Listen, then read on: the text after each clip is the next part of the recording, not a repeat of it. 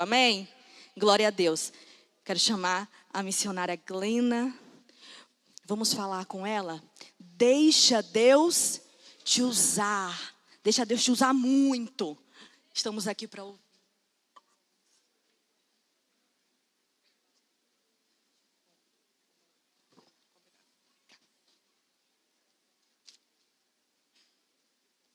Glória a Deus. Pai do Senhor, irmãos. Quantos estão felizes com o Senhor nessa noite? É motivo de muita alegria estarmos reunidos nessa casa em uma noite tão profética, onde o Espírito Santo de Deus tem liberdade. Eu quero externar ao Senhor os meus agradecimentos por estar aqui, externar também os meus agradecimentos à casa pastoral desta igreja, Bispo Wagner, pastora Isa, sempre tão amável, pelo convite para nós estarmos aqui, todo o corpo ministerial desta casa, que Deus continue abençoando a vida de vocês. Estou com a palavra pulsando no meu coração, gostaria de compartilhar com a tua alma. Por gentileza, abra sua Bíblia, livro de Juízes, capítulo 6, versículo 33 e versículo 34. Livro de Juízes, capítulo 6, versículo 33 e versículo 34. Hoje eu me faço acompanhada do meu pajem de armas de 1,27 m de altura, 7 anos, o homem que é responsável pela minha segurança particular, caríssimo, andar com ele é muito caro, e na ausência do pai, é ele que me acompanha, e estar com ele é sempre um custo de um combo de algum fast food, e ele hoje veio me acompanhando. São 2 meninos lá em casa, e geralmente quando coincide a agenda do pai e a minha, que o pai também ministra, o pai leva o caçula e eu levo o mais velho. E ele já veio no caminho falando: mãe, hoje vai ser o quê? Mac ou BK? E eu disse: o sangue de Jesus tem poder. Quando chegou aqui no estacionamento, que ele viu o BK na frente, eu disse: entrou água para mim hoje. Então, meu pajem de armas hoje, caríssimo, baqueado de sinusite, está me acompanhando, e eu sou muito grata a Deus por isso. Livro de Juízes, capítulo 6, versículo 33 e versículo 34, diz assim a palavra do Senhor. Nesse meio tempo, todos os midianitas, amalequitas e outros povos que vinham do leste uniram as forças de seus exércitos, atravessaram o Jordão e acamparam no vale de Jezreel. Então, o Espírito do Senhor tomou pleno controle de Gideão e o fez tocar o chofar, a trombeta de convocação, conclamando assim todos os abriesitas para segui-lo, e você diz: amém. Eu costumo dizer nas minhas ministrações que eu não acredito em sorte, eu não acredito em coincidência e muito menos em aleatoriedade. Eu entendo que até o lugar que você decidiu sentar hoje no culto estava determinado no céu. E o céu te colocou do lado dessa pessoa na qualidade de profeta e de profetisa. Então você não sentou do lado dela porque você chegou tarde, você não sentou do lado dela porque não tinha outro lugar, você não sentou do lado dela por conta do ar-condicionado, você não sentou do lado dela porque você chegou coincidindo com o horário, você sentou do lado dela porque os céus quis assim.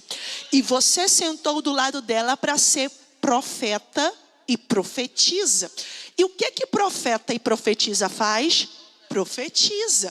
Então, com entonação de profeta, voz de profeta, olhar de profeta, autoridade de profeta, e se você tiver um pouquinho de afinidade, dedo de profeta também. Olha dentro da pupila do caroço do olho dela. Se você não sabe como é a entonação de profeta, sabe aquela voz que tu fala com um menino que ele se treme todinho da cabeça aos pés? É essa voz. Olha dentro da pupila do caroço do olho dela. Olha dentro da pupila do caroço do olho dele. E como profeta e profetiza, diga assim: hoje tem resposta para o teu clamor. Você crê nisso? Glória a Deus. Estamos diante de um texto muito conhecido, estamos diante de um texto bastante relevante, estamos falando de uma história muito necessária, triste, vergonhosa do povo de Deus. Estamos falando de mais de 300 anos de apostasia, rebeldia, desobediência. Estamos falando de mais de 300 anos de declínio moral, declínio espiritual. Estamos falando aqui de ciclos viciosos e histórias repetitivas. A Bíblia vai dizer que após a morte de Josué, Deus não deixa um líder fixo, Deus não deixa um monarca, Deus não deixa um regente vitalício, Deus não estabelece uma dinastia, mas vai levantar homens com propósitos específicos dentro de territórios específicos para liderar Israel. E o que vai acontecer dentro deste tempo que nós determinamos como juízes?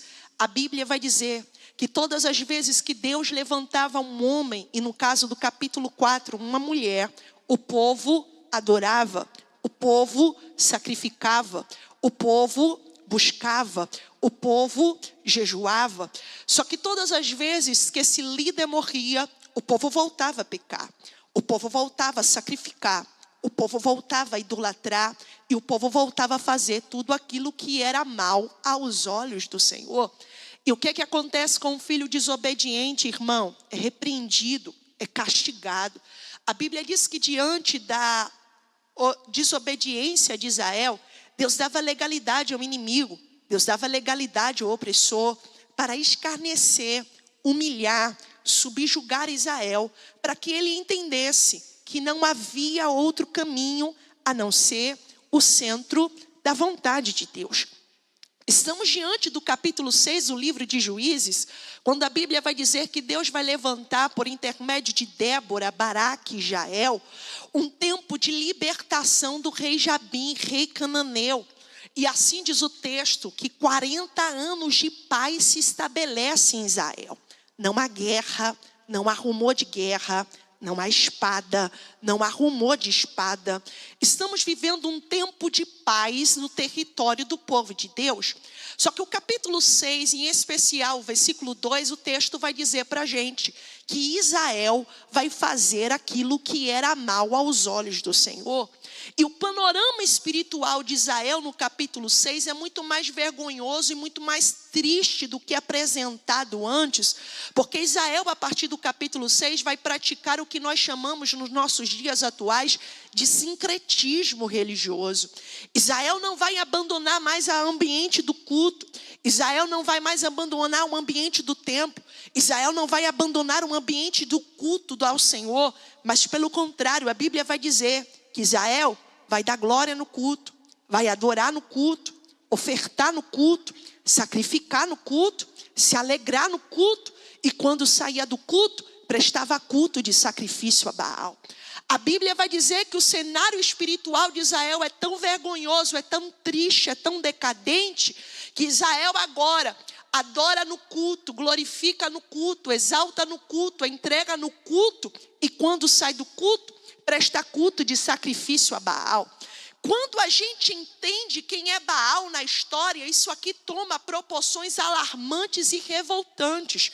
Porque nós estamos falando de um Deus maligno, nós estamos falando de um Deus cananeu, nós estamos falando de um Deus que era adorado por intermédio de sacrifício humano, nós estamos falando de um Deus que era adorado por intermédio de sexos explícitos nas praças, orgias sexuais. Aí a Bíblia está dizendo que o povo que conhece a palavra, que o povo que tem um dono, que o povo que tem um pacto, que o povo que tem um elo, que o povo que habitava na terra, adorava no culto, dava glória no culto, ofertava no culto, dizimava no culto, se alegrava no culto, e quando saía do culto, prestava culto de sacrifício a Baal. A Bíblia diz que Israel não se contenta apenas em ter um coração idólatra, diz a Bíblia, mas a idolatria está tão escancarada em Israel, que assim diz o texto, que eles levantam altares a Baal em todo o território de Israel. Vai ficar pior. A Bíblia diz que eles levantam um poste ídolo a Azera. A idolatria não é algo sutil, está escancarado a quem quiser se ver e perceber. E o que vai acontecer a um povo que está idolatrando, apostatando, com porta de legalidade aberta, fazendo tudo que era mal aos olhos do Senhor? Vai ser entregue ao inimigo. E o inimigo da vez se chama midianitas. Esses midianitas aqui é o quarto filho de Abraão com Quetura, a mulher com quem ele se casa após a morte de Sara. Esse povo aqui é um povo do leste, é um povo perverso e que não vai vir sozinho. Esse povo vai vir aliançado com outro povo maligno chamado Amalequitas. Nós estamos falando aqui de 135 mil homens habilidosos, equiparados e equipados para uma guerra. Só que esses inimigos têm uma estratégia diferente dos demais. Eles não têm interesse de ir para campo de batalha. Eles não têm interesse de pelejar espada contra espada. Eles não têm interesse de ir para campo de guerra. Qual era a estratégia dos midianitas, Glena? Ele ia para o campo, ele ia para a lavoura, ele ia para o plantio, ele ia para o que a terra produzia. E vê se você não concorda comigo quando eu te afirmo na noite deste dia. Não tem nada mais revoltante, não tem nada mais indignante do que você trabalhar, se abdicar, renunciar, suar, e na hora de você usufruir do seu trabalho, do seu empenho, do seu suor, vem alguém que não trabalhou, vem alguém que não renunciou, vem alguém que não suou e leva de você tudo que é seu de direito. A Bíblia diz que é isso que os midianitas estão fazendo. Versículo 4, capítulo 6. Eles não vêm para trazer danos, eles não vêm para ser inconvenientes, eles não vêm para trazer dor de cabeça, mas assim diz o texto, eles vêm para trazer destruição. Eles entram, roubam e destroem. Entram, roubam e destroem. Entram, roubam e destroem. Isso vai durar quanto tempo? 7 anos. Estamos diante da opressão mais curta, mas a mais intensa. Porque não há o que comer, não há como comer e não há o que plantar. O inimigo entra em Israel, destrói o que via pela frente, roubava o que tinha e deixava em Israel em total miséria, sem perspectiva nenhuma. E o que acontece com Israel dentro deste panorama militar e espiritual? A Bíblia diz que Israel está com tanto medo, tanto medo, tanto medo, tanto medo, tanto medo, tanto medo, que assim diz o texto, que eles largam as suas casas, largam as suas tendas, largam as suas terras e entram em cavernas, criam buracos nas montanhas e vão morar lá com medo do adversário. O cenário espiritual é tão caótico, é tão degradante, que a Bíblia vai dizer que o povo que tem dono, o povo que tem pacto, o povo que tem elo, o povo que tem Deus, está largando tudo que tinha na mão do inimigo com medo da ameaça do adversário. A Bíblia está dizendo que Israel está temeroso, está apreensivo, está amedrontado, está acovardado. Quando a gente olha para o cenário espiritual de Israel, a gente bate o pé com uma certeza. O povo que está idolatrando, o povo que está apostatando, o povo que está bagunçando com as coisas de Deus, acabou para eles. Quando a gente olha para o capítulo 6, o livro de Juízes, diante do cenário espiritual que Israel está vivendo, a gente afirma com toda a ênfase e com toda a certeza, não tem mais jeito para este povo. Quando a gente olha para este povo cheio de altar a Baal erguido, fazendo badernas com as coisas de Deus, a gente bate uma certeza e bate o pé, dizendo, não tem mais jeito para o povo de Deus. Só que o versículo 6 do capítulo 6, a Bíblia nos dá uma esperança, porque no meio do caos, no meio do cenário caótico, no meio de um cenário onde o inimigo parece estar triunfando, no meio de um cenário onde o inimigo parece ter predominância, no meio de um cenário onde 135 mil homens do inimigo parece ser mais valente, a Bíblia vai dizer que alguém vai lembrar que quando o meu braço não pode fazer, aleluia, há um Deus no céu, diz o salmista, que o braço dele é cheio de poder.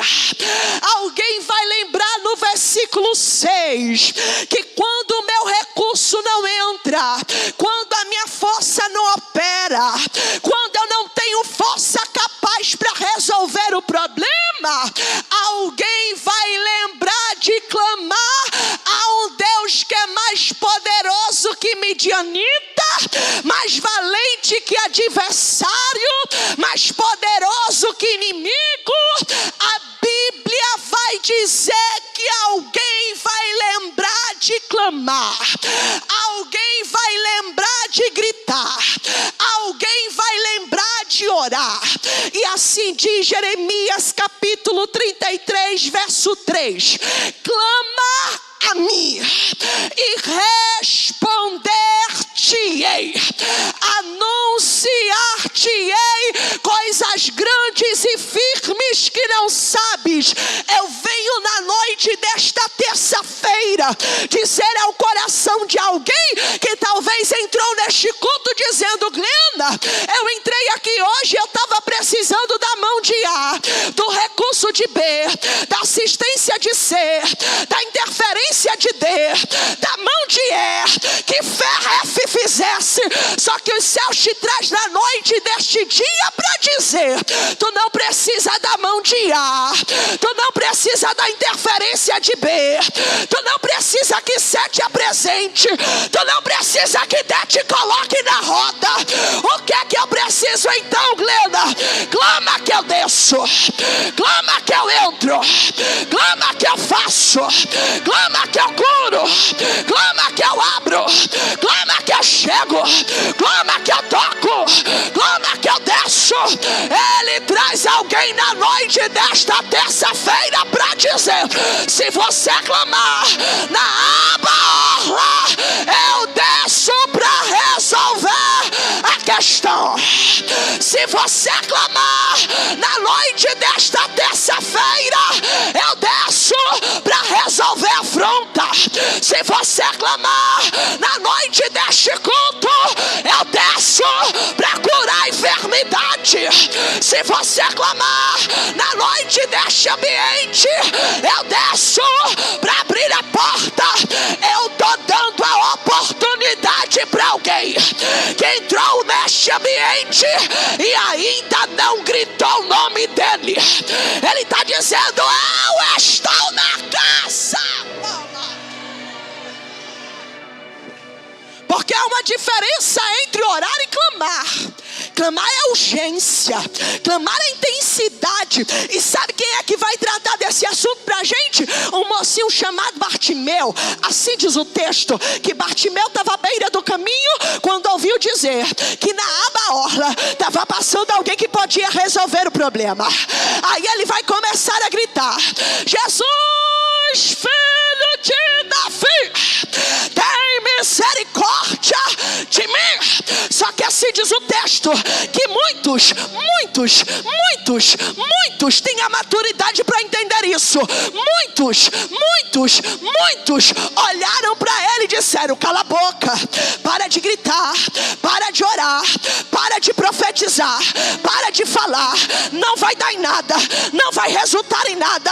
Só que assim diz o texto, que quando muitos se levantaram, ele passou a clamar ainda mais alto: Jesus, filho de Davi, tem misericórdia de mim. É isso que alguém não entende. Tu tá debaixo de guerra travada, tá debaixo de luta ferrenha. Tu entrou aqui debaixo da misericórdia, mas olha você gritando, olha você adorando, olha você profetizando. É porque a gente já entendeu o poder do clamor. Quem clama tem resposta, quem clama tem interferência, quem clama tem mover. Clama. A Bíblia diz que o povo vai clamar. E Jeremias 33, verso 3, não é condicional, é garantia. Independente da sua árvore genealógica, independente da sua conta bancária, independente do teu currículo acadêmico, independente da sua condição espiritual, se você clamar, tu terá resposta. Só que eu preciso ter em mente uma coisa: receber resposta de Deus não é o que Glenda quer ouvir. Receber resposta de Deus não é o que Glenda quer escutar. Receber resposta de Deus é o que Glenda precisa ouvir. Deus vai mandar resposta, e vai mandar resposta como? Por intermédio de profeta. Deus vai mandar profeta, e o profeta vai descer em Israel e vai trazer resposta. E eu parafrasio, resumo texto para você entender. O profeta vem com uma resposta, mas vem com a resposta que escracha a verdade na cara de Israel. Ele vai olhar para Israel e vai dizer: vocês estão bagunçando, rapaz. Vocês estão badernando, rapaz. Vocês estão cheios de altar erguido aqui. O profeta vem com resposta, mas vem com verdade. Vem com denúncia profética. Só que raciocina comigo. O povo está idolatrando, Vanessa. O povo está apostatando da fé. Só de Deus ter mandado o profeta já é para dar culto de ação e graça. Só que versículo 3 do capítulo 33 diz assim a Bíblia: que o clamor é tão poderoso, tão poderoso, tão poderoso, tão poderoso, tão poderoso, que ele manda a resposta, manda, mas fica só na resposta? Não. Além da resposta, tem um anúncio de um novo tempo, de coisas grandes e firmes que ainda não sabes. Aí a Bíblia diz que Deus manda profeta, manda, mas fica só no profeta? É claro que não. Uma cidadezinha no interior chamada Ofra. A Bíblia diz assim, versículo 11, que Deus não vai mandar Miguel, Deus não vai mandar Gabriel, Deus não vai mandar nenhuma outra variação de anjo, mas diz o texto que o próprio Deus vai descer em Ofra para ter um tete a tete com Gideão. Entendeu? Não, vou ser bem clara. Ele te trouxe nesta noite e está dizendo: ouvi o teu clamor e mandei a profeta com a resposta. Acaba hoje a baderna do maligno. Acaba hoje a bagunça do adversário. Acaba hoje a bagunça do maligno. Acaba hoje a bagunça do maligno. Mas você acha que vai ficar só na resposta por intermédio da profeta? Ele está dizendo: nananina, não. Eu não mandei Miguel, eu não mandei Gabriel, mas hoje eu mesmo desço com o anúncio de um novo tempo. Eu estou pregando para alguém nesta terça e estou liberando debaixo da palavra que eu prego. Ele hoje desce nesta terça-feira naquela casa, naquela rua, naquela empresa, naquela reunião, naquela audiência, naquele consultório. Ele está dizendo: eu desço hoje. A vergonha acaba hoje. O opróbrio termina hoje. A baderna acaba hoje. A bagunça acaba hoje. Eu te trouxe a este lugar para estabelecer um novo tempo sobre você. Eu prego e profetizo: o tempo novo de Deus não vai começar daqui a 15 dias. O tempo novo de Deus não vai começar daqui a um mês. O novo tempo começa hoje, 14 de outubro de 2025. Tem coisa nova sendo anunciada na atmosfera espiritual desta casa. Se você crê, recebe. Se você crê, adora. Se você crê, toma posse. Ele não mandou outro, ele mesmo veio. Ele desceu. Ele desceu. Ele desceu. Ele desceu. Ele desceu. Ele desceu com o anúncio de um novo tempo. Compra o fardo de Coca Zero. Prepara a picanha. Se prepara para o culto de ação e graça.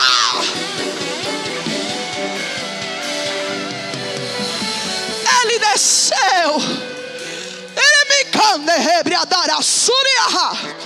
Alguém estava esperando a notícia de tragédia.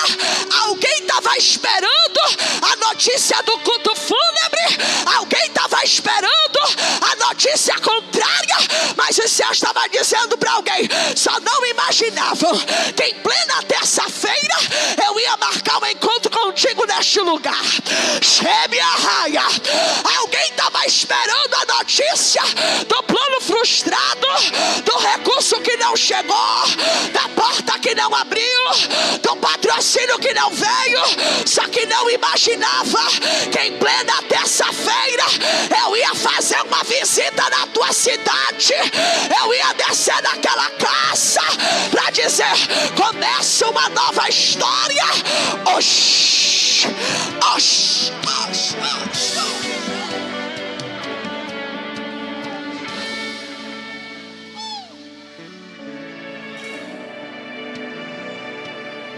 Ele desce.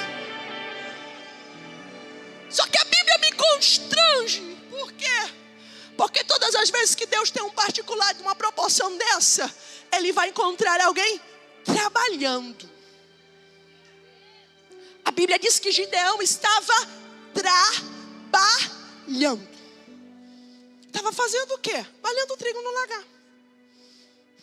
Está todo mundo escondido em cavernas, buracos e montanhas, mas Gideão estava malhando trigo no lagar.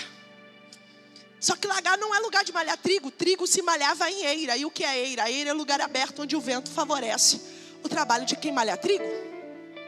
Lagar é uma escavação dentro da rocha, que é feito para prensar uva. Quem malha trigo na eira tem 80% do seu trabalho facilitado. Por quê? Porque o vento bate e tira as impurezas, facilitando para quem malha trigo na eira. Só que quem malha trigo no lagar não tem ajuda do vento, não tem ajuda na natureza. Então eu te digo de maneira muito ignorante, matematicamente falando, que quem malha trigo no lagar está tendo no mínimo o dobro do trabalho. Porque não tem ajuda do vento, não tem intervenção da natureza. Então, além de malhar o trigo, ainda tem que catar as impurezas do trigo que ali estavam. A Bíblia está dizendo que dentro de um tempo onde está todo mundo escondido, acovardado, com medo, Gideão está fazendo o máximo que dá com o pouco que tem. Mas o fato de fazer o máximo que dá com o pouco que tem também cansa, também fadiga. Porque não pense você que trabalhar sem reconhecimento, sem ajuda, não cansa não, cansa e cansa muito. Mas Gideão entende qual é a sua funcionalidade na história. Gideão entende qual é a sua engrenagem no serviço. Porque entendo o que eu estou lhe dizendo aqui. Eu não estou dizendo a você que trabalhar fazendo o dobro do trabalho, malhar trigo fazendo o dobro da entrega, entregar sem um pingo de reconhecimento, não traz desgaste, não traz. Mas você sabe que no dia que você parar de fazer o que você está fazendo, alguém que está dentro da caverna na tua responsabilidade não sobrevive muito tempo. É por isso que mexe com o braço cansado, com a mão fatigada, tu continua fazendo o que tu está fazendo. Porque você sabe que tem alguém contando com isso que você está produzindo aí para viver. A Bíblia diz que ele está fazendo o máximo que dá com o pouco que tem. Mas Deus desce no lagar, no ambiente de trabalho de Gideão, para ter uma tratativa com ele de um novo tempo. Como é que vai ser a conversa? Gideão! Eu desci a seguir. Eu vou resumir para a gente encurtar a conversa. E eu tenho um novo tempo para você. Eu tenho um anúncio para você. Tem, é? E quem conta? Gideão, eu estou querendo te usar, rapaz. Tu me usar? Sim. Como? Sabe os midianitas aí? Sei. Só quero te usar nesse negócio. Pode ser ou não. É comigo não. Você não sabe nem quem eu sou. Vou me apresentar a você. Eu pertenço ao clã mais pobre da minha tribo. Tá doida, hein? Eu sou a pessoa menos importante da minha casa. Gideão é o tipo de pessoa que nunca na vida teve R$1 de investimento de ninguém. Aí a Bíblia está dizendo agora que o próprio Deus desce, olha para ele e diz assim: quero te usar, quero te levantar, quero usar a tua boca, quero usar as tuas mãos, quero te usar para pregar. Gostei de tu. Pode ser ou não. Porque toda a minha vida, a única coisa que eu ouvi ao meu respeito é que eu estava fadada ao fracasso. Pode ser ou não? Porque se o senhor olhar bem para mim, o meu temperamento não combina muito com esse projeto que o senhor tem. A minha natureza não compatibilidade nenhuma com aquilo que o senhor tem. a minha eloquência, a minha oratória, a minha introspecção. Não dá não. Tem gente aqui nessa noite que os céus não se apresentou uma, não duas, nem três, mas muitas vezes para você com um projeto. E você tem sido corajoso, corajosa. Porque você tem dito não a Deus e você tem ido além. Você tem apresentado a Deus substitutos. Você tem dito a Deus, eu não, mas tem outro, tem outra, tem aquele, tem aquela. Eu conheço alguém que caberia melhor nesse projeto. Só que o Senhor te traz na noite deste dia e está dizendo para você: alguém que te conhece antes mesmo de você ser embrião. Alguém que te conhece antes mesmo de você ser gerado no ventre da tua mãe. Você acha mesmo que alguém que te conhece nesta proporção erraria o teu nome? Erraria o teu endereço? Séria, erraria o teu CEP? Assim te questiona o Senhor nesta noite. Você acha mesmo que um Deus que conhece as tuas características físicas antes mesmo de você ser gerado no ventre da tua mãe, estabeleceria sobre você um propósito que você não teria capacidade de desenvolver? Pois assim te diz o Senhor: não errei o teu nome, não errei o teu CEP, não errei a porta e não gerei errado o projeto. Te trouxe nesta noite e reafirmo o que já te disse e te falo de maneira direta: eu não abro mão de usar você dentro deste tempo. Eu não abro mão de usar você dentro deste tempo. Eu não abro mão de usar você dentro deste tempo. Gideão, eu quero você. Tu me quer? Quero. Quer mesmo? Então fica aqui, que eu vou ali. Eu preciso saber, eu estou parafraseando para você entender a dimensão disso aqui, porque o meu Deus me constrange nesse texto. Deus é um Deus que Ele não invalida percepções e sentimentos. Por quê? Porque a Bíblia vai dizer que Gideão está tendo dificuldade de entender que isso aqui é real. E ele vai dizer: se essa conversa é real mesmo, espera aqui, fica aqui, que eu vou ali, eu vou pegar uma oferta. Se o Senhor receber essa oferta, eu vou ter certeza que essa conversa aconteceu mesmo. Deus, Ele é um Deus tão sensível que Ele espera. Recebe a oferta para que Gideão não tenha dúvidas de que havia começado um novo tempo. A Bíblia diz que a presença teofônica de Deus se retira, versículo 21, versículo 25. Assim diz o texto, que agora Deus se apresenta a Gideão, não mais para levantá-lo, não mais para convocá-lo, mas agora para alertá-lo. Gideão, está na hora de quebrar o altar de Baal. Porque entenda o que eu te digo na noite deste dia: independente da palavra que você tenha, independente da palavra que você tenha recebido, novos tempos não serão estabelecidos com portas de legalidade aberta. Independente da palavra que Deus tenha liberado sobre a sua vida, Deus não quebrará princípios para favorecer quem quer que seja. É por isso que Deus se apresenta a Gideão e diz para ele: Gideão, está na hora de quebrar o altar de Baal. Está na hora de quebrar o altar de idolatria. Só que não pense você que fazer o que é certo dentro desta geração que está fazendo o que é errado vai trazer para você aplauso e holofote, porque não vai. Pelo contrário, vai trazer para você sentença e ameaça de morte. Porque a Bíblia diz que quando Gideão quebra o altar de idolatria, levanta o altar para o Senhor, a notícia de que foi ele se propaga. E assim diz o texto, que os idólatras se acumulam na porta do pai de Gideão e dizem assim: bota ele para fora que a gente vai matar ele. Só que o Espírito Santo falou algo para mim que eu quero liberar sobre a tua vida nesta noite. Ele falou para mim: Glenda, sabe qual vai ser o sinal de um novo tempo? Eu disse: qual, Jeová? O sinal de um novo tempo é que o Joás da tua casa, alguém que está todo envolvido com as coisas deste mundo, vai ser a primeira pessoa que eu vou alcançar como sinal do novo tempo que vai começar em Israel. O texto vai dizer que Joás era idólatra, idólatra, idólatra, idólatra, idólatra, idólatra, idólatra. Mas como sinal do novo tempo, o idólatra vai dizer assim: que mané Deus é esse que precisa que vocês venham aqui resolver o problema? Se ele realmente for Deus, que ele resolva o problema dele com Gideão. Eu estou liberando sobre você que por esses dias alguém lá na tua família, na tua casa, na tua parentela, que estava todo envolvido com as coisas desta vida, vai olhar para você e vai dizer que nada, tomei nojo da cachaça, que nada, tomei nojo do barzinho, que nada, tomei nojo da promiscuidade, que dia é o próximo culto, eu vou adorar com você. Não faz cara de espanto não, não faz cara de bicho não, fica alegre porque é o sinal do novo tempo. Concluo.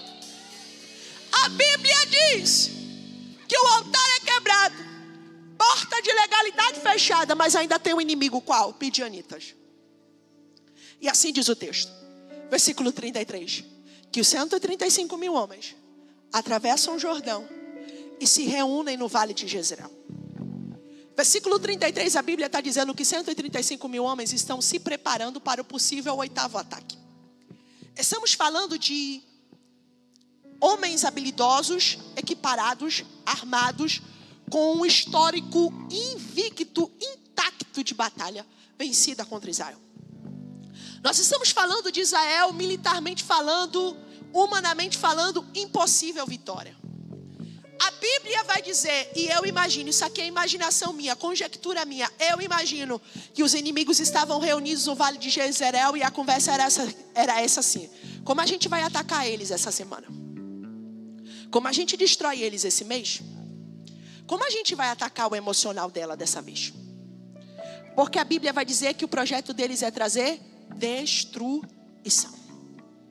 Eu imagino que a conversa deles é mais ou menos essa assim, ó: rapaz, da outra vez que a gente tocou na vida do filho caçula, a gente mexeu na casa todinha, foi certeiro. Mas da outra vez que a gente tocou no emocional da mulher, a gente conseguiu desestabilizar o casamento, e aí o dano foi maior. Como é que a gente vai atacar dessa vez? Eu acho que dessa vez, se a gente usar a estratégia do financeiro, é melhor.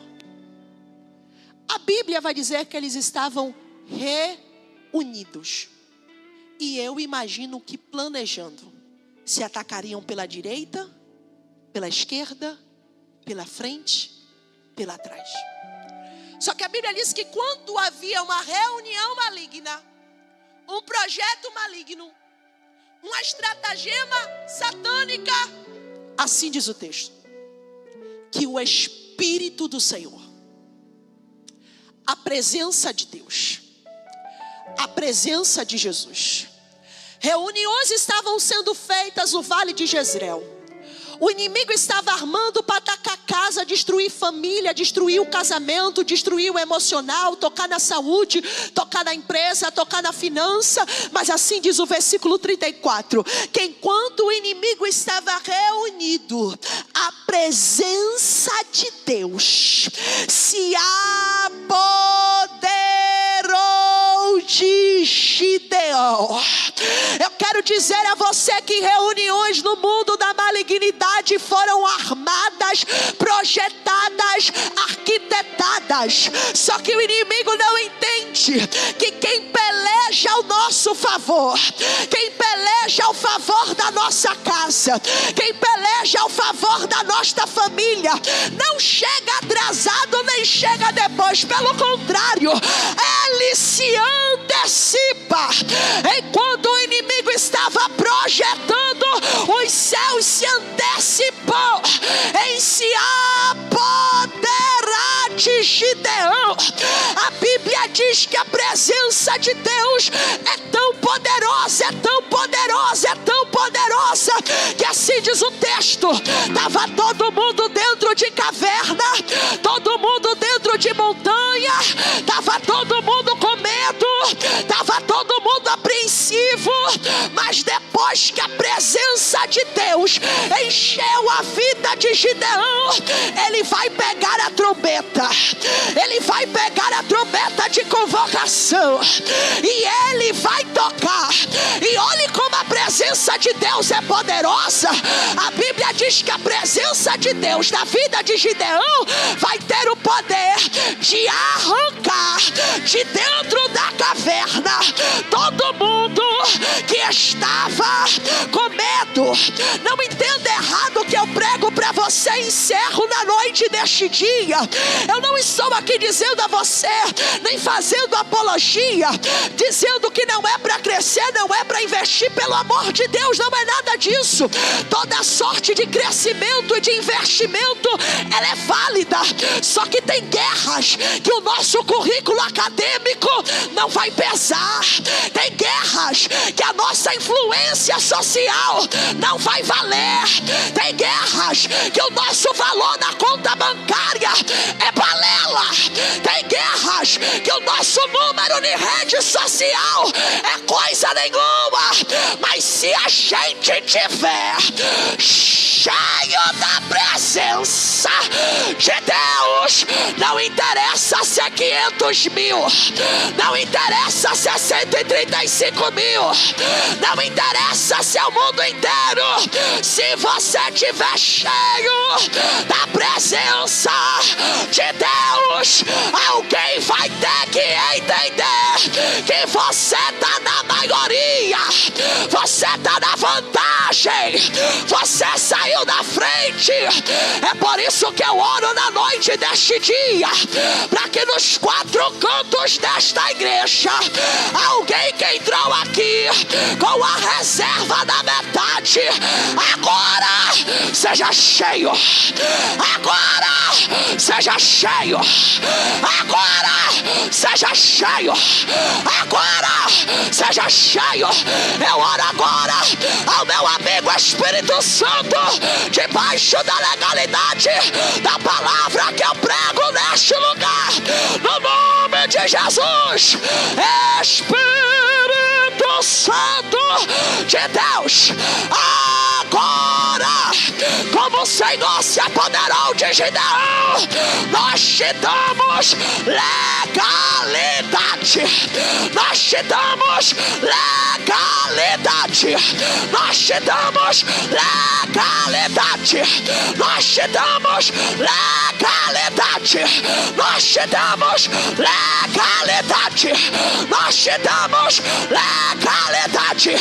Eish, eish, eish, eish, eish, eish.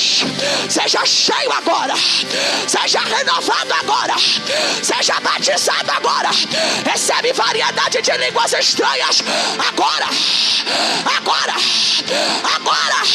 Nós submetemos cada célula do nosso corpo à presença dele, nós submetemos cada glóbulo do nosso corpo à presença dele, nós nos prostramos, nós nos rendemos à presença dele.